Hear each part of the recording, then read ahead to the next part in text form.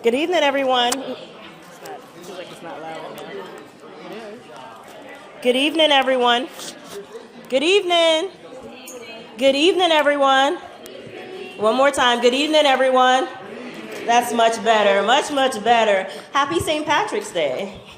I hope that everyone has had a great day so far. On behalf of myself and Councilman Carlos Galindo Alvera, thank you for coming out tonight. On the screen is our agenda for tonight. You should have received it when you checked in.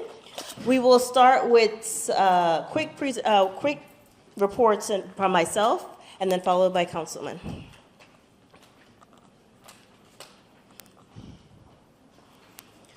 So we know we have a pretty packed agenda.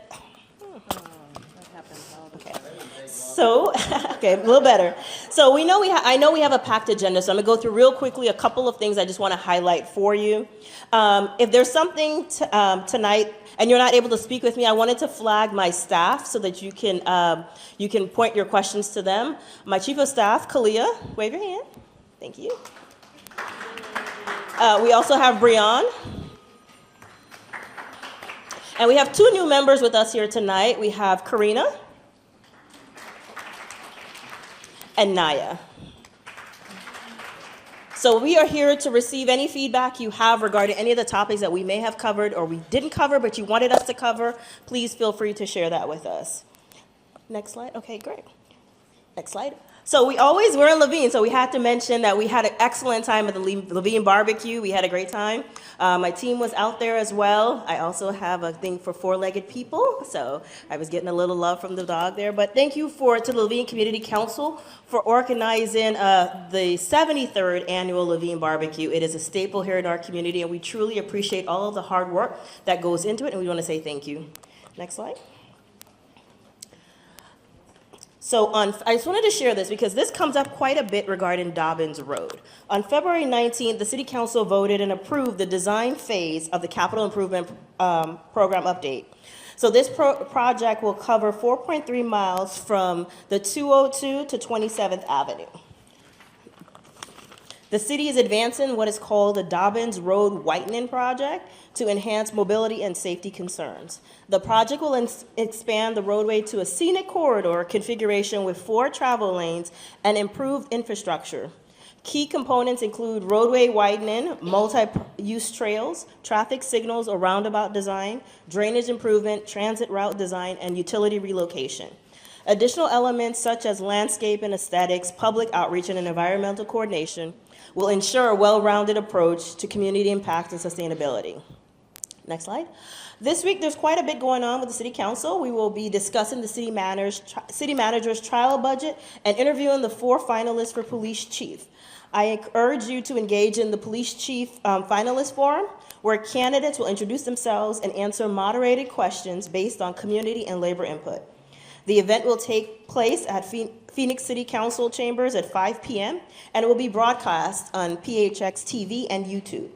The topics will include continuous improvement, the DOJ investigation, hiring excellence, community engagement, and leadership. Please plan to attend in person or virtually to stay aware of the process of finding the next City of Phoenix police chief. Next slide. Elevate 8, I just wanted to highlight for those that may have a community-based project and you need a little funding.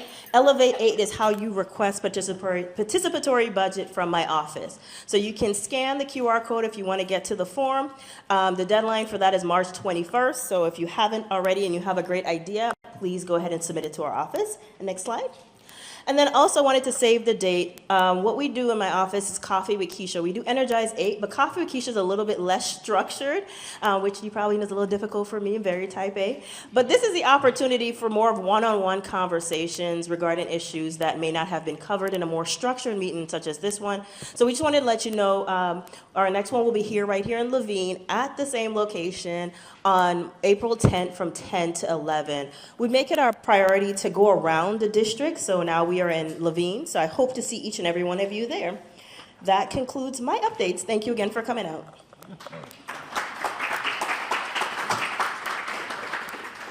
Thank you, Councilwoman Hodge-Washington. It's always been a pleasure to partner with you.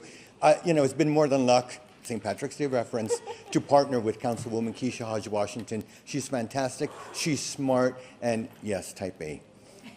In a good way, of course. I'm going to give you a quick update. Here are some of the accomplishments that I've done in the last year. We were able to donate to over 25 charities and nonprofits serving District 7 since my term started, and in April, I will be doing the last round of charitable giving. We secured funding for the fire department's heat illness prevention initiatives. Our friends at Fry's Food Store ensured that we had the monies we needed for our firefighters to be able to have ice at all times on our trucks. During the summer, during the hottest parts of the year, because you all know the summer heat in Arizona is unrelenting, Phoenix has these life-saving bags to help bring down the temperature for people while they're en route to a hospital, but it requires having ice in there. And so every time that they use it, they need to stock up again. Thanks to our friends at Fry's Food Stores, they're able to do that. And so there are still monies left over to be able to use this summer. But just because I'm terming off the council doesn't mean that I won't be able to help and ensure that there's more money for our firefighters. I've also worked on obtaining more funding for the first round of chilled water stations in the community. We raised about $50,000. And so areas that do not have a chilled water station will be getting them, because last year, right after I was sworn in, I think the very next day I had a budget hearing, and it was like my baptism of fire. But the number 2 request were chilled water stations at Desert West in Maryvale. And so we're going to make good on the promise that we told our residents that we would get those chilled water stations out there. So, and I believe that we need to have them in all areas of the city, not just in the central parts, because you know what? We're all thirsty, right? And we all need to be hydrated. And the last item that I want to highlight is I was able to get language in our continuous improvement plan for the police department to ensure that there are more civilians in the disciplinary review board, so that the input of the community is always recognized and received. Next slide. So I want to say thank you to you all. You all have been very generous with your support, with your ideas, and this has been an honor of a lifetime for me.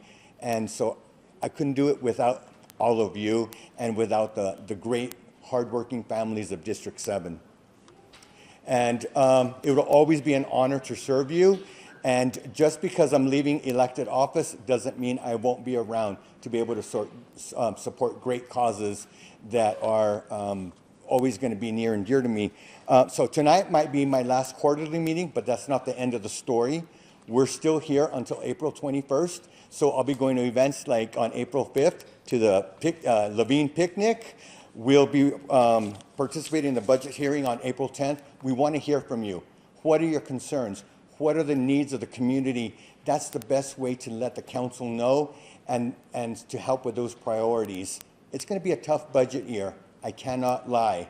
But it's important that as many council members come together in a united front to ensure that the services that we have promised you are fulfilled, and that we do it in a dignified manner, and that we do it in a way that you all expect us to serve you. Thanks so much. Can we get one more round of applause for Councilman Colors Javier? Please. One sec. I just want to say this will probably be his last Laveen Quarterly, but it has been an absolute pleasure to serve with him. As many of you know, D7 and D8 share a lot of joint areas, such as the South Mountain Village, the Laveen Village, and Central City. And he has been an excellent partner. When I tell you, a true advocate for your community.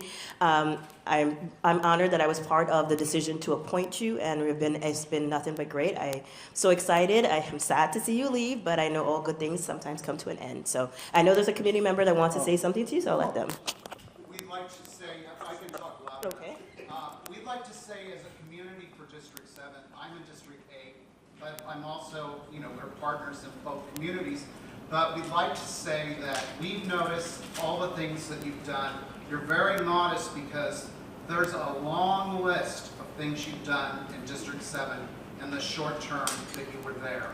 And for us, we want to acknowledge that and say, truly, thank you very much. And you're like an angel for District 7. So thank you.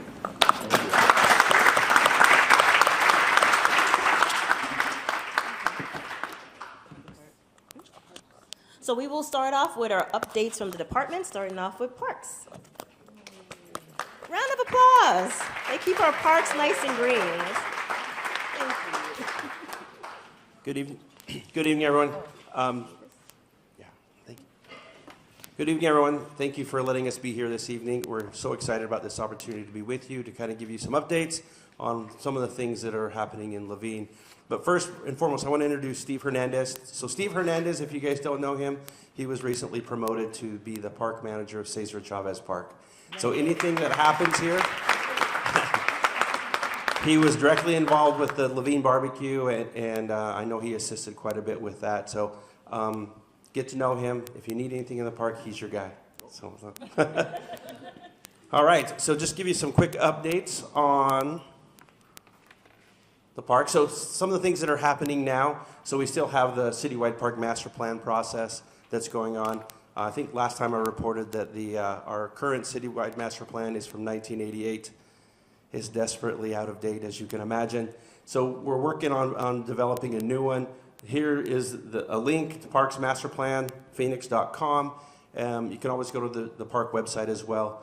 Really what this does is your involvement helps us decide where we're going to buy land, what programs we're going to have, what amenities are at different parks. So your input on this is very, very critical. So please help us with that when you get a chance.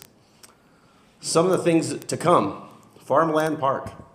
So Farmland Park, if you've been out to 87th Avenue and north of Lower Buckeye, there is a park that has been complete for about 3 months. And we're only missing one critical thing, and that's power. So that's a difficult thing. When you can't light the park, you don't have electricity to run the irrigation system, things like that. So, but we just found out that on March 19th, we will be receiving power in that park. So that's great news. We'll be opening that park and doing a ribbon cutting on April 12th. So we're excited about that as well. We're going to be posting signs at the park. We're also going to be posting things on social media. Some of the amenities at that park, so at the playground, there's a skate plaza, there's basketball courts, pickleball courts, lots of really fun, like a running track, all kinds of fun stuff there. So please, when you get an opportunity, go and visit the site, but also please come to ribbon cutting. It's going to be a great event. And then Laveen Heritage Park.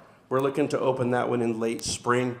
The playground's going in, the parking lot's being formed, all the trees are in, the sidewalk's in, the lighting is going in. SRP is already on track to get us power, so we're not going to have it sitting there for a long time.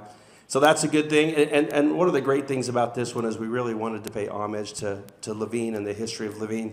So there'll be some informational signage around the park as well regarding the Laveen history. And then if you can see the colors of the playground, it's the same colors as the Welcome to Laveen sign, which was really important to us as well. So please, when you get an opportunity, go oh, sorry, that one is at 71st Avenue and Meadow Loop Road. So over next to a school, I can't remember which elementary school that is, but it's right next to that. Canal, yep. All right, now I'll turn the time over to Stephanie Sherwood.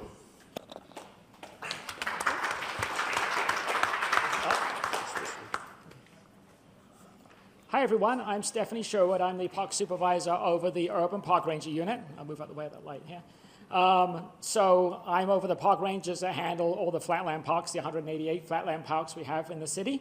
The code of conduct number, please write that down, take a picture of it. That is how you report code of conduct violations in our parks. As I mentioned, my park rangers handle 188 parks. We need you to be the eyes and ears of the, and tell us when you observe things. And so call that number. We have a 24-hour-a-day, 7-day-a-week answering service. They'll collect the information. Please be detailed as to what you're observing, the part of the park. For example, Cesar Chavez is a very, very big park. Let us know where it's happening, what's happening, descriptions if you can about who's doing it, because that's how we know what's happening. Because again, we can't be here all the time in parks, and not just Cesar Chavez, all your parks. Just use this number to let us know what's going on. So December through February, our park rangers, the Cesar Chavez parks, we visited the park 112 times. We've made 389 contacts with people, and that's actually when we actually contact and talk to someone. 3 warnings, 3 parking citations. I hope you weren't one of them. And we trespassed 9 people. The 62 left when park ranger arrived. What that means, park rangers don't have the ability to detain someone. When a park ranger shows up, if someone's up to no good, they're violating the code of conduct, they can just walk away and a park ranger can't stop them. But we still document that because a park ranger is still preventing the activity. When they show up, the person sees and they leave. That's still, we're still handling the situation. So that's why we do keep track of that number. As you may know, we also have security services in the evenings at Cesar Chavez. They visit the park 8 times a night. They did 741 visits during the December through February, and they made 977 contacts. They are very, very busy, and they make a big impact on the park. We have noticed a big difference since they have been out here working in this park. We've noticed a big impact on the park, a very positive impact. So reporting a code of conduct violation, I gave you the phone number. I hope you wrote it down. Since December and through February, we've had 339 calls for all city parks. We've had 3 from Cesar Chavez. I know there's a lot more issues than that. So, and we don't have a way to report it right now. I've actually run reports, so I had to go through and actually look at all the comments, so I could have missed some. But the point is we really, really need you to start using that phone number and reporting issues that you have in the park, because that is how we find out what's happening. We are here a lot, as you know, and we are very, very aware of things going on, but still we could really use you calling and letting us know what's going on. And that's it. Thank you.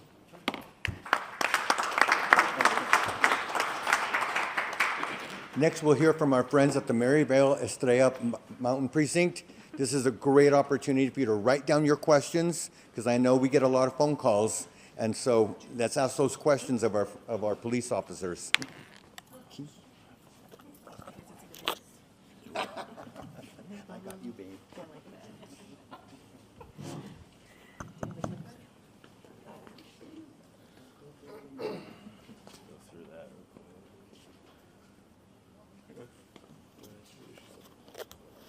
Everybody, I'm Andy Wing. I'm your guys' community action officer, and along with Will Rodriguez, I'm his other half. yeah, and happy St. Patrick's Day. And yes, I'm wearing some green. The guys in the back, that's our commander, Dave Saffler. He's not wearing any green, so feel free to pinch him. And then we got Greg Lieberts, the lieutenant for our area. And we're just going to dive right into it. So up on the screen right here, we have 51st Avenue baseline project update. We have stats up there from November 22nd all the way to the 2024. Next slide. Next slide. Up there is December 2022 all the way to December 2024. As you can see, some of the costs dispatch self-initiated have decreased, and the total costs also have decreased. This is going to be the one that I like the most. And it's year 2022, 23, 24, 25. So this, we have 4 years of data, and we can have mixed emotions on if it's better or not. But statistically, your data is shown here. The norm for 51st and baseline was about 200 calls a month. We've lowered it to less than 100. You're looking at the last 2 months, December and January, to only 87 calls a month. And that's pretty, hopefully, impactful, correct? For those that don't know, it started October of 22, our choice program that is. So 22 is without the program. 2023, we implemented a program where we teamed up with the Office of Homeless Solutions, CBI, and we contacted as many subjects legally, lawfully, as possible and tried to do one or two things. Hopefully get them into a detox facility, shelter, something better their lives, or they're committing a crime, they go to jail. And it's been pretty successful. Year 24, it's been maintenance, where we haven't hit 51st and baseline as religiously as we did in, say, 23. And then in 25, sorry, it's more of a hands-off approach right now. We will be back, but it just kind of shows how we've reduced crime in half. And put it in this perspective, too, it's pretty easy. We all know, those that live here, how bad it was and how easy it was to get cleaned up. Now we cut it in half, so it's going to be a little harder and take a little more time to get it even reduced further. But the Phoenix Police Department's up for that challenge to keep it clean. This clicker does not like me. There we go. You want to start? This is an update, the Laveen Conveyance channel. So this was a coordinated outreach with obviously MCSO, some of Gila River, Flood Control District, the county, Community Bridges, Office of Home Solutions, and Animal Control. Yeah, for those that don't know, I don't know if Planning and Development's going to talk about it, but the Laveen Conveyance channel is expanded. We all know it starts roughly out 43rd and we'll call it Vineyard, but then it goes behind the Fry's, the Home Depot, then it crosses Baseline, goes around like McClellan Ranch, underneath the 202, back, and it kind of stops at 75th and Baseline, right where Gila River and Phoenix meet. There's those power lines there, and if you were to walk it, obviously it looks a lot better than it does there. It's going to be really beautiful for the people of Phoenix, but it's been I don't know, you see it there, it's been a mess, and City of Phoenix asked us to help clean it up. And first day we contacted 23 people, and like we've said in the past, we leave with services. So 7 of them had felony warrants. They don't really get a choice because they got to answer for what they did in the past. But I wish the number was higher, but only one person decided to go get help that day, but that is what it is. And then we gave them 2 weeks to clean out. When that 2 weeks ended, we came back. Only 5 people were there, and because of their poor choices, they went to jail. But the list down, or the pictures down below, are all the people that helped. MCSO came out pretty heavily, so I would like to thank them a lot, because it is their jurisdiction. It's City of Phoenix property, but MCSO patrols it. A little tricky, but we all work together. What do we got here? Oh, yeah, there's a nice little pond out there too. So, I had to do some, lake patrol. This was brought up earlier, so I'm kind of piggybacking off of it. It's that 24, 7 days a week number. Please jot that down. This is for the code of conduct violations. So Will and I don't enforce any code of conduct. We enforce criminal law. So please use both of us. If you're unsure, call both of us, and hopefully between the two of us, we can figure it out. But 24/7 code of conduct, report those violations. Like they said, there's only had 3. But then if it's a crime going on, like they're actively smoking drugs or drinking or doing God knows what, that's where you can call 911 and report it, and we can obviously show up for those. You want to go over the updates? So this is updates that we came across, current crime trends. So what we've noticed is auto theft has been going up, also with vehicle burglaries and metal thefts. The vehicle burglaries and auto theft is, from what we've seen, is people leave keys inside, leave valuables inside in plain view, which people break windows, take the stuff. So please secure your stuff, secure your valuables, especially guns. Yeah. If you have any guns, put them in your house, because we've seen many people be victims of, the guns being stolen, keys, phones. Yeah, I know this historically, the Laveen Quarterly's been an update about 51st and Baseline, but I wanted to do more of a public service announcement. Auto thefts, yes, they're totally going up, and you'd be surprised how many people still leave their keys in their car. So please don't be that person. Put all your stuff in your house. Crimes of opportunity is what they are. So don't make it easy on these people, okay? And another thing that affects a lot of us, and specifically this area, is metal thefts, those backflow valves.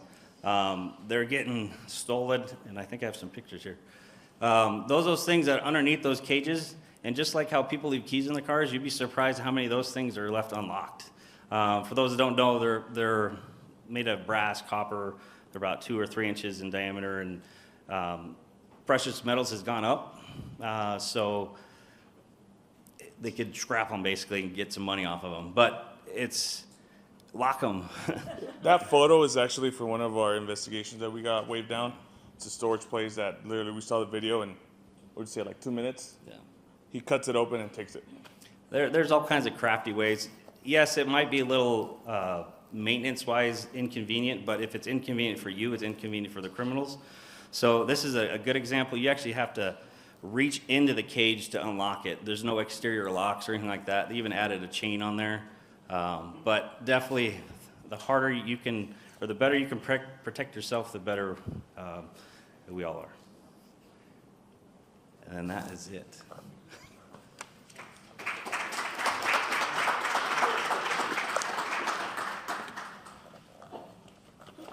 Next, we'll hear from the Office of Homeless Solution. I see Rachel is coming. No rush. Good evening, everyone. I'm Rachel Milne. I'm the director of the Office of Homeless Solutions for the City of Phoenix. It's great to see you all. I'm here with Sarah McCann. She's the homeless liaison. Oh, thank you. It's not working? Is it working now? Yeah. Okay. Got to hold this button. Sorry. Sarah McCann is the homelessness liaison for Council Districts 5 and 7.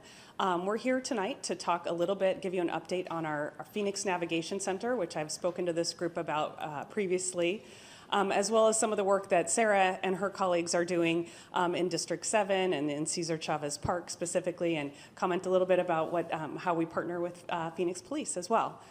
One of the things that the Office of Homeless Solutions has been heavily focused on the last few years is creating shelter capacity so that when Sarah and her colleagues are out in the community offering services, shelter services, that we have capacity in order, and a diverse capacity all over the city of Phoenix, dignified places where people can start to end their homelessness. So I'm pleased to announce that our Phoenix Navigation Center, which we have updated you on. We opened a temporary site this summer in order to bring some much needed beds online in the heat of the summer. But our Phoenix Navigation Center is now fully open. We are fully onto this site. It is made up of 3 what we call sprung structures, which are soft-sided buildings, and 4 X-wings, which are converted shipping containers, which provide non-congregate shelter space. This aerial is a little bit old now. We are a little further along than this. I haven't had the drone go out in about a month, but this is the site that we're operating now. This is at 71st Avenue and Van Buren. We just started welcoming people into our fully constructed sprung structures last week. The white building that you see up in the upper left-hand corner, that was a temporary tent, air-conditioned with restrooms and showers, but that tent is now coming down now that we're in the full site. This site will serve 280 individuals at any given time, once fully operational, 100 women in the women's dorm, 100 men in the men's dorm, and then the X-wings, the converted shipping containers, will also serve an additional 80 individuals and have space for couples to be together as well. And this is a pretty view that our professional photographer at the city did of the X-wing units. We have been working very closely with the Community Advisory Committee for this site, some of the members of which are here in the audience tonight. We meet with them every 2 months to talk about our operation, to make sure that we are not having a negative effect on the community, and to make sure we're doing our bargain. We're a new neighbor in this community. So we have a 12-member Community Advisory Committee that meets and tells us how we're doing and gives us advice on areas in the community that we need to provide outreach. Sarah is in that area very often. We have a priority on this site for people experiencing homelessness within 1.5 miles of the site. But we are going back to the Board of Adjustments. The site did get a modification in zoning that we are required to provide an update to every 6 months and then in 18 months. And our first 6-month review will be April 17th at 1:30 p.m. at City Hall, in City Hall Assembly Rooms, the first floor of City Hall for that 6-month review.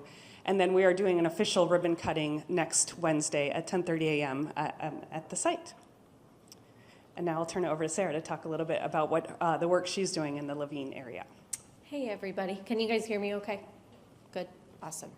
I know I'm seeing a ton of familiar faces in the crowd tonight, too, so I just want to reiterate a big thank you to you guys for being here, for showing up for your community, because I know it's been repeated quite a lot especially the last few meetings that we've had, that your guys' voice and input at the City of Phoenix has created a lot of really incredible programs and a lot of really incredible focus to where you guys call home. So thank you again for that. I want to reiterate as well all of the focus that we've had on Cesar Chavez Park. It seems like we've fixed 51st and Baseline quite a bit, and we continue to maintain that, but Cesar Chavez is still something that my team and I are actively working on, our community partners are actively working on, as well with our PD partners too.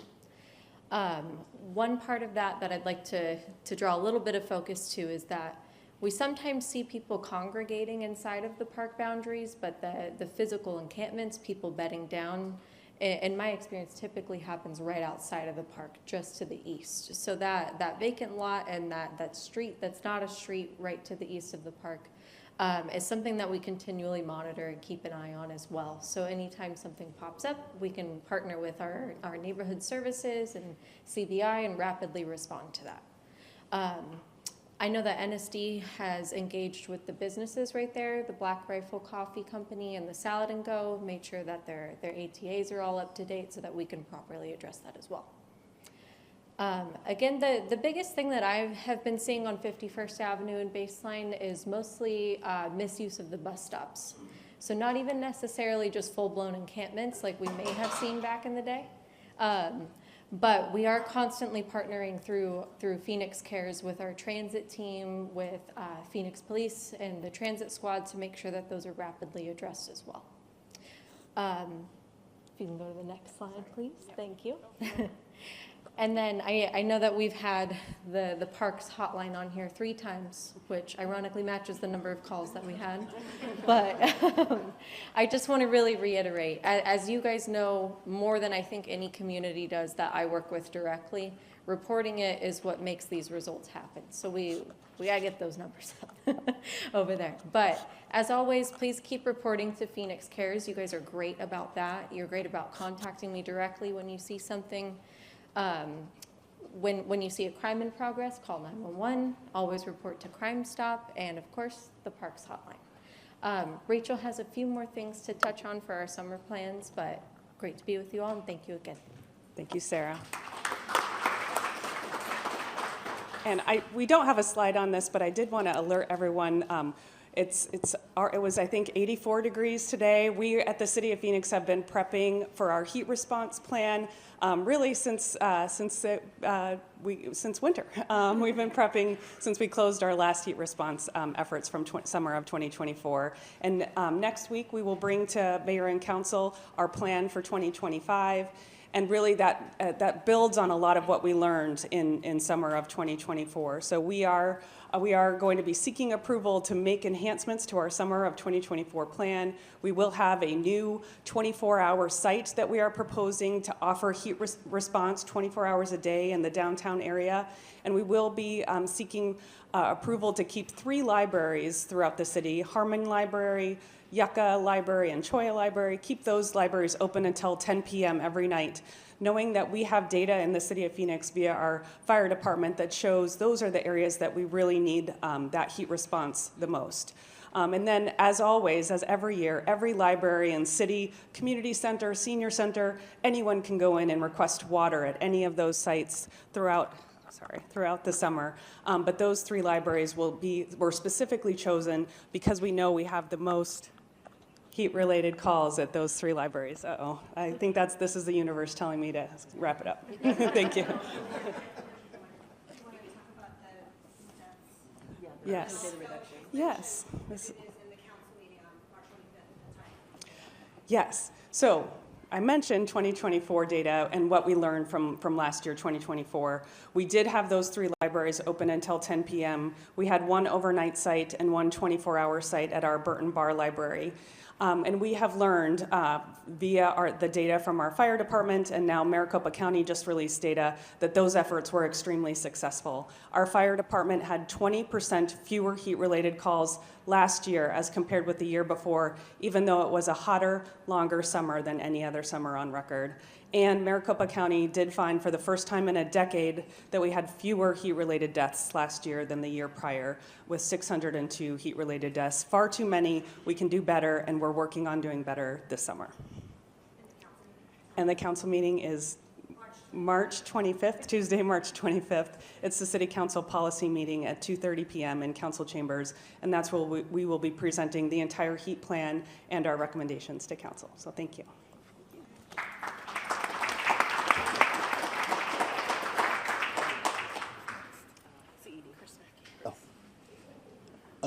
Before I introduce the incredible and the fabulous Chris Mackey, I want to talk a little bit, just really tiny, about the work of Office of Homeless Solutions. I've been briefed on this plan. It is practical, it is on point, and it demonstrates the caring that we need for people who happen to be homeless.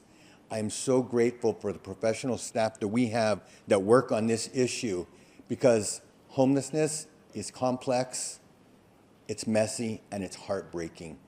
And our staff work every year on this to make sure that we can save as many lives as possible, and the statistics bear it out. So thank you to the team at Homeless Solutions. So next, Chris Mackey with a report on community economic development.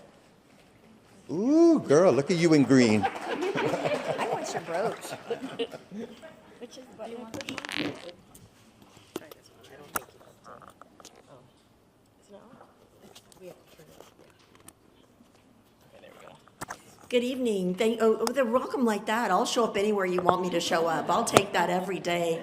Thank you so much for having us here today, and happy St. Patrick's Day. Chris Mackey, Economic Development here for the City of Phoenix.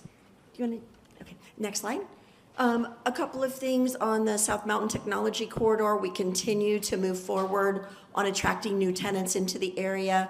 Our most recent is a state-of-the-art facility, 126,000 square feet with United Food International. We recruited them out of a trip we made to Japan and brought them back here. It is the coolest facility. We're setting up a partnership with them and the Laveen School District. There's robotics in the facility and all kinds of really cool stuff, but a $65 million investment and 80 new jobs to start with here in the market. That's kind of just starting to set up some of the things inside.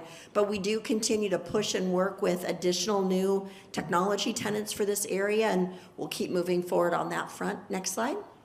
If we look at your permit activity, it has been, I'll stand on the other side so I'm out of the way of all the, there we go, now I'm out of the way of the picture.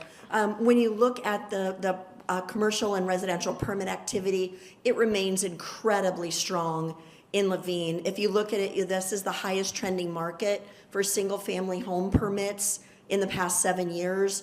1,012 new home permits pulled 23 in fiscal year 23-24, 24 new subdivisions planned, 641 resale transactions with an average sale price of $453,000. We've issued a total of 114 commercial building permits with a value of about $343 million. So things are moving forward. You can kind of see where that concentration of those permits are happening. Next slide. The Laveen market, your retail, we absolutely agree with you. You all need a lot more retail. We keep pushing. We've got 2 projects we'll talk about in just a moment, but your vacancy rate is less than 0.5%. So it is, I can tell you there is no market across the metropolitan Phoenix whose vacancy rate is less than 0.5%. So you are doing an incredibly job of the absorption. You've had a 48% increase in absorption in the last 12 months. Your industrial vacancy rate really low, below 3%. Office vacancy rate is 0. We're trying desperately. You have an incredible plumbing company here in Laveen, and we're trying terribly hard to get her industrial office flex tech space so she can have her office right here in Laveen. Every time I see her, I'm like, oh man, I'm trying. On the multifamily side, you've seen an absorption of about 120% over the last 12 months. 59th Avenue and Baseline will be and continues to be a dominant retail intersection in the area. Next slide. If we look at and if you just want to click all the way through so all the lovely pictures come up, you can click one more time. And there we go. This was the most recent zoning case that went through under Councilman Hodge Washington's leadership.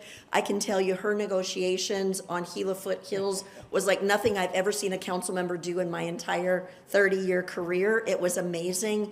It was approved last summer, 290-acre development around 51st Avenue in Estrella. It was approved last year. The Laveen Village was tremendously engaged in the zoning that went through. And then our development agreement was approved at the city council in June of last year.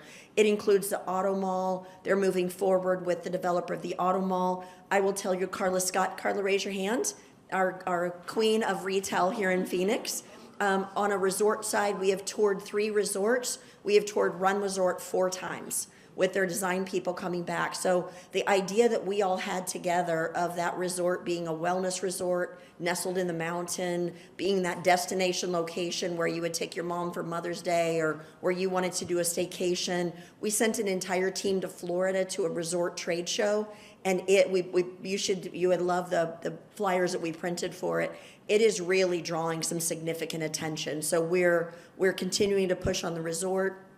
When we look at the hospital, again, they're just in that. We haven't even executed the development agreement yet. We'll probably execute that in June. We're just wrapping up negotiations now.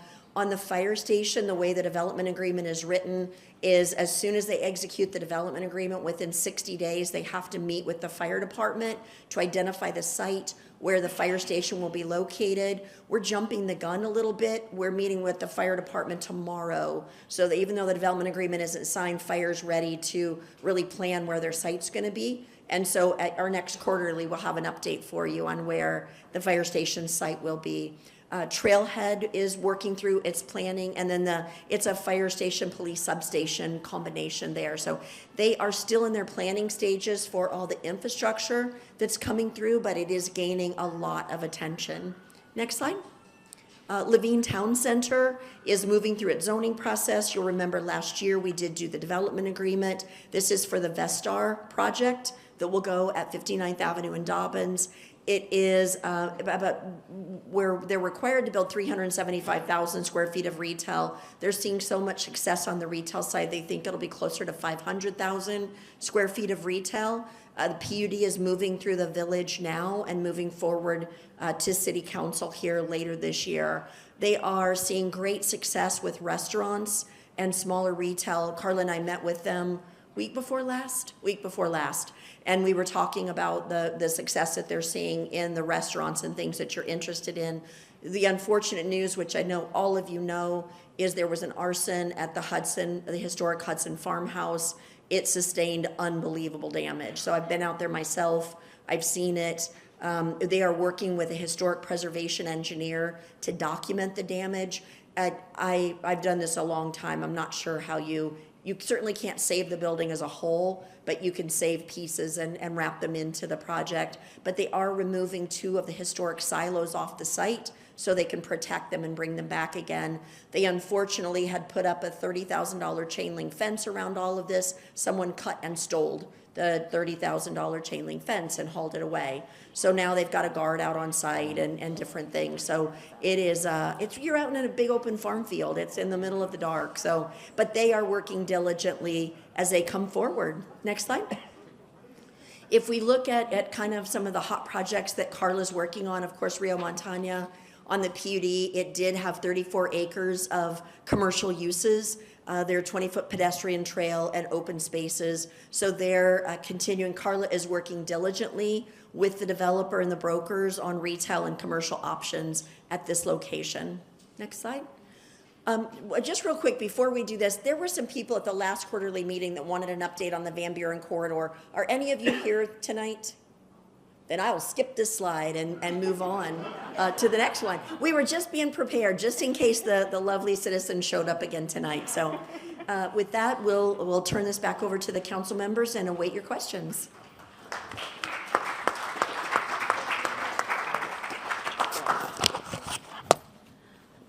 So hopefully if you had any questions about any of the presentations that you have submitted them either to staff or, we right now only have about 4 or 5 questions, so the majority of them are for PD, so I don't know which one of our officers want to take a stab at this first.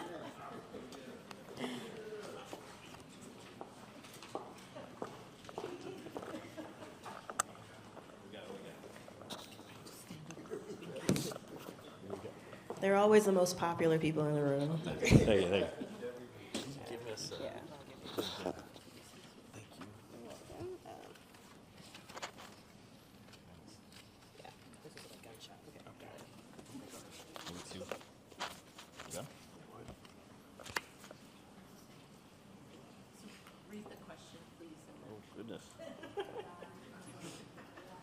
gonna give us a minute. Well, I have a question for you while we're waiting on the officers. What is the number for the Parks Rangers?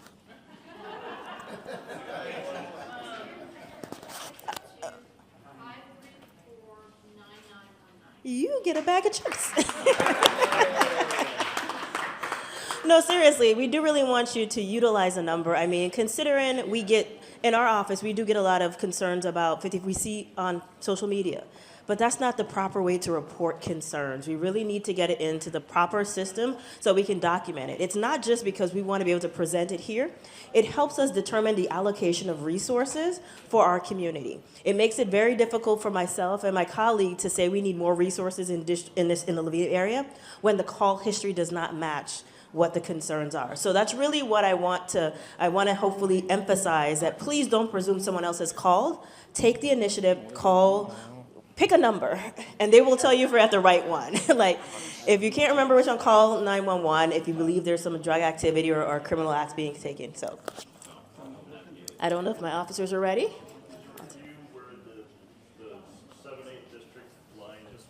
Oh. It goes kind of like into a U, so it's very difficult to explain. If you want us, we can help you identify your specific address. If you want to talk to me after, it gets real tricky, so I'd like to be accurate. And that's why we do the combined meetings, because it's so difficult sometimes to identify which portion. So this is what we think is the best way to get information out to the entire Laveen. We ready to roll? Yeah, we're ready. Okay. So this question is obviously for the police. It says, can we get nighttime patrols south of Only Road? Vandalism, stealing of backflows, car thefts, street racing, and lot parties. Unfortunately, due to some of our staffing at night shift, police can go do patrols, but unfortunately, we're coffee service generated. So for the vandalism, obviously stealing of backflows and car thefts. If you're a victim of it, you got to call the police, even if it's hours later. Let us get there and document it, start the investigation. Any follow-up, technology is good, like my partners like to say, cameras, photos. That's a big help for us. Yes, we may not respond when it's maybe happening there because no one saw it, but if cameras are up around the neighborhood, in and out of vehicles, gates, something that we can get follow-up, that will help us a lot in the investigation. Street racing. So street racing, that's a good question. We have a task force, 86 Zebra. All you do is part of it, street racing task force. They do anything with racing, burnouts. They do follow-ups and certain things. But if you call the police, let them know it's street racing related, they can call them and be like, hey, officers, they have street racing here. You got a call for service, and they can definitely go out there. The loud parties, again, I get the loud parties, I understand that. You gotta call the police for those, and just state you want contact. Once you say you want contact, the police go out there, either contacting in person or by phone. But if you say you don't want contact, unfortunately, sometimes because due to the call for volume that we have in south of Maryville, at times it may take 5 hours, 2 hours, sometimes 10 minutes. I can't tell you the time frame, but sometimes there's a lot of calls for service, so we take it in priority. I want to give some contents before I ask or answer these questions. So those that don't know, the Laveen or the Maryville Straight Mountain area, Will and I's area, is everything south of the I-10 all the way to Heedle River, and then from roughly 27th Avenue to 107th Avenue. At one point, I think 2011, 2013, it used to be its own precinct, but due to staffing, we had it combined with the old traditional Maryville off of Encanto. So, and we just had a nice presentation on all the new cool stuff that's coming in this area. It's growing crazy, right? But there's not enough officers to necessarily patrol it. Not enough people want to join the profession. I'm not a recruiter, but if you know somebody, please tell them to join the force. It's a lot of area to cover, and it keeps growing and growing and growing, as we all saw. It's awesome that we're going to have a substation. I just don't know how we're going to staff it. But anyways, I'm going to read these two questions. They kind of go hand in hand. Please address when should we report gunshots heard if all. We have, as gunshots heard, if we have a general direction or where they're coming from. And then the other one is we would like to get an update or some insight and guidance on 35th and Carver, AKA Carver Mountain, with gunshots being heard constantly, noise, dirt, dust from people riding four-wheelers, motorcycles, etc. A bunch of no trespassing signs were installed, but they move them and then come back anyway. First and foremost, gunshots, I would say report them, but it's hard to tell. At least I have some training. I don't know what kind of training you all have. Is it a gunshot? Is it fireworks? They're both illegal. One's obviously a little more intense than the other one. But yes, we would like you to report anything that's being heard. And if you can point us in a direction, that's great. Because I'll tell you this, if we do find shell casings, our crime scene technology has come a long ways, and we can basically eventually hopefully find out who has done this. It's not as much as I would like, but it does happen every now and then. We can track them and arrest them, et cetera. So yes, we need you guys to report those. And my microphone sucks. Another thing, do not pick up the casings when Yeah. you guys see them, please. Yeah. Just take a photo with your phone, or just tell us when the police gets there. Like, hey, the casing, I saw it right here, because that's evidence. And if you touch casings, it's possibly the evidence can go away. But like we've been saying all night, is if you see something, say something, report it. Because we do have technology. It's kind of working every now and then. We have technology, they call it Firefly, where we can post them up around an area, and they can triangulate exactly where the gunshots are coming from. But everything is data driven. So if the need doesn't support the want, then it's going to go to another area. Right now, they're being utilized on the other side of the I-10. But if we report those, get those numbers up, I'm sure we can get them to come over here. And then the second half of that Carver Mountain question, it's a tough one. It's due to staffing. Most of the times they go up there, they do their thing, and then they leave before we can get there. We have it layered. Anybody that goes on to Carver Mountain is subject to arrest because they are trespassing. They have signs. They have an authority to arrest. The owners are aware of that. Will be probably on a slide here in the near future about a new development of homes getting built over there.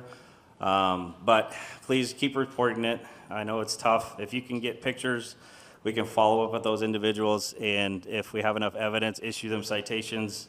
But it's honestly it's a little cat and mouse game of trying to catch them in the act of the trespassing, so we can address it accordingly. Oh.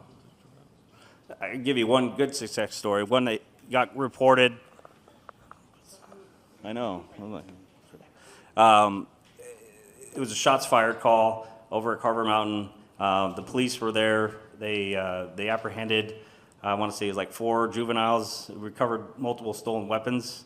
So that was one good story. I know there's a lot more that happens and we're not catching, but I'll tell you, we are trying. And it's lack of staffing. We can't be there within seconds of you calling. Then I got one extra one here at the end. What are the efforts being done to shut down companies buying stolen metal, aka probably those backflow valves? You've all heard, like, if they're painted, they're not supposed to be recycled or scrapped. I'll tell you firsthand that's not true. They could, clean them off, take the paint off them and whatnot. And believe it or not all scrap metals are legit. We like to hope they all are, but I'll give you an example. We had a ring up on the north side of the 10 that were still in these backflow valves, and we were tipped off about it, and we did some follow-up. We were able to arrest the person that was cutting them out, and also we've found out where the backflow valves were going to, so the scrap yard. So obviously that is illegal. It's still an active investigation, so we still are going after those bad scrap metal companies, and they'll hopefully face the consequences for doing that. I have one more. It says, how long does an order to arrest on a private property last? So authority to arrest, ATA. That's 1 year. So the moment you guys fill it out, it gives you an update. Sometimes sends you an email with notification letting you know it's been expired. I believe that's what they've told me, but I know it lasts for a year. So it's 1 year of the ATAs. And then if you're concerned, you don't know if it's expired or not, you can reach out to Will and I will let you know. It's an easy thing to fill out, 3 minutes online, but it has to have the signs to go with the authority to arrest. They go hand in hand, and we like leading that way because it's a good layer. Instead of just telling people don't do that anymore, we can actually give them a citation for the poor choices or arrest them, or at least conduct their records checks. Maybe they have felony warrants and they go to jail that way, or they can get services. So a lot of options. Good evening. One of the things that I wanted to touch on is something that they had already talked about, but we are data-driven. The more calls we get in an area, the more assets I have, the more officers I put in that area in order to address the issue. So when you see something on social media, have those people call it in. The more calls we get, the more officers I get coming into the precinct. We are very understaffed. I'd love to have about 300 more officers for the Maryvale Estrella Mountain Precinct. No time coming soon. So if you do know people that are interested in an honorable, noble job, this is it. We need the help. We are here in the community. We're part of the community. And so we could use your help on this one. And in the meantime, you're our eyes and ears. So call those stuff in.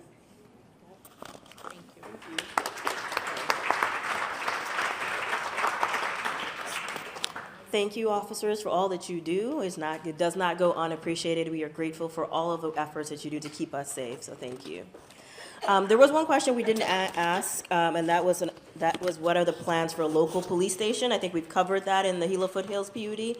That was something I heard time and time again, so I made it my point to ensure that it was included.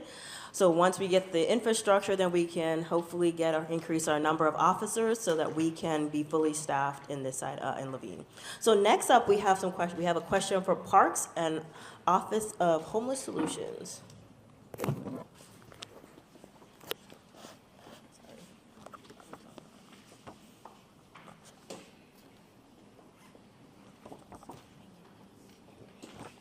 So while Stephanie comes up here, I'll tell you one of the things that we do to help protect our backflow preventers is we're changing them out to a composite backflow preventer, so they're more of a plastic. So just a quick story, we had a park and we had 49 valves stolen out of that park. All the backflows, they actually stole the drinking fountain off the restroom too, which was quite interesting. But we came back in with more composite products, so plastic valves, plastic backflow preventers, and that reduces the theft on that. So they may not last as long, that's the only downside, but they last a lot longer than the ones that get stolen, right? So, all right, I'll turn this over to Stephanie.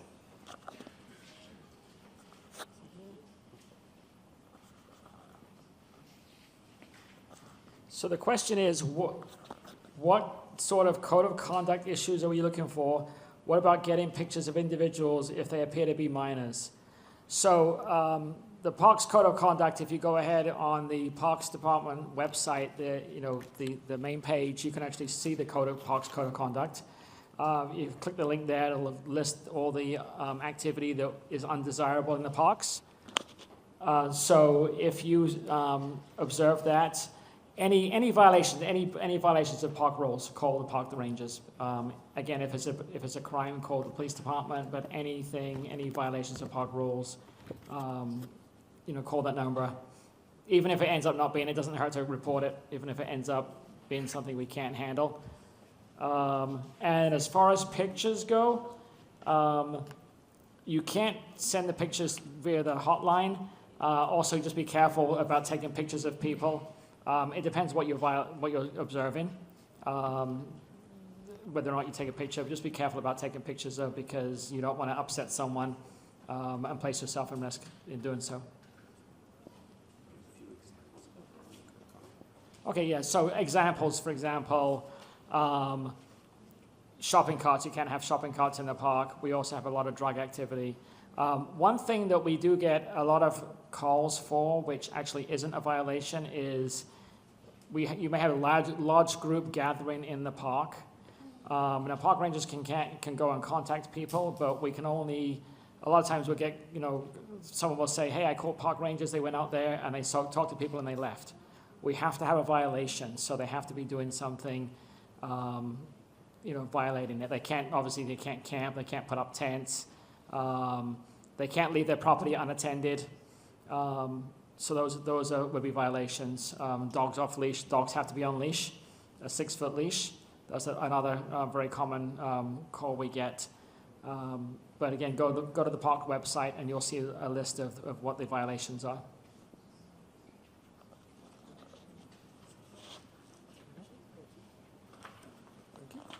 I just wanted to mention, if you don't hear your question being asked tonight or responded to, we're going to refer it to the appropriate department so you get the right answer and the first time and not have to get contacted again for the second time. So if you don't hear it, I have them and we'll make sure that you get a response. All right, my question is, why is the Board of Adjustment meeting at 1:30 in the afternoon when people are at work? It would be nice to have some consideration for people. That's a great question. I will say our Planning and Development Department schedules all of the Board of Adjustment meetings. I can get with them and have them get back with you to see if there's any flexibility there. I know we are not the only agenda item on that day. They have a whole host of items. But I will tell you the notifications that go out provide how residents and neighbors can provide written comments that will go into the record for the Board of Adjustment, and they will all read those comments. So those can be provided either to me or directly to the Planning and Development Department in advance of our hearing on April 17th. Thank you. Oh, this one. The last one at the bottom. Do they accommodate? Oh. My other question is, I believe, about our new Phoenix Navigation Center at 71st Avenue and Van Buren, and does it accommodate pets? And of course, yes, it absolutely accommodates pets.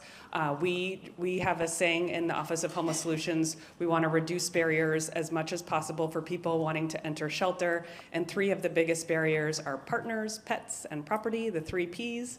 And so every site that we open, we accommodate. We make sure that we've got places for people to bring their pets. Our navigation center actually has a whole kennel system and dog washing area.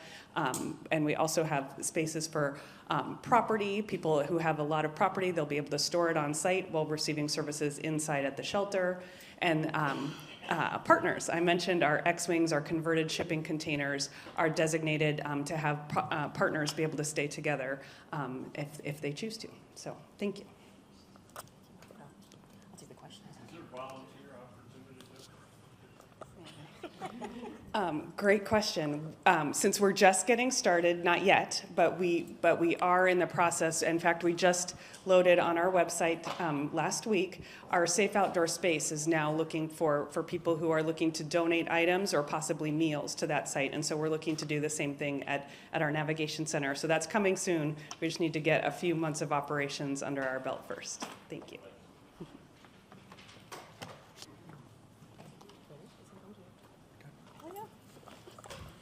Well, it seems like we have exhausted all of the questions that we have. We did it in a very efficient manner. We are 15 minutes ahead of schedule, so we will give you the rest of your time back and say thank you for joining us here tonight. Hopefully you got your questions answered. As mentioned, the questions that we did not get to, we are going to give you more information. There was a couple questions from for streets, and as mentioned, we'd rather give you the proper information. So if you submitted a question and you don't remember if you had your contact information on the question form, please make sure it's on there so we can make sure we get the information back to you. Thank you all for coming out tonight. Again, my last meeting, but the quarterly meetings will continue with the new councilwoman-elect Ana Hernandez. And so my hope is reach out to District 7 office if you have a problem, if you need an issue resolved. I may be leaving on April 21, but it doesn't mean that residents won't be responded to. Have a good night and drive home safely.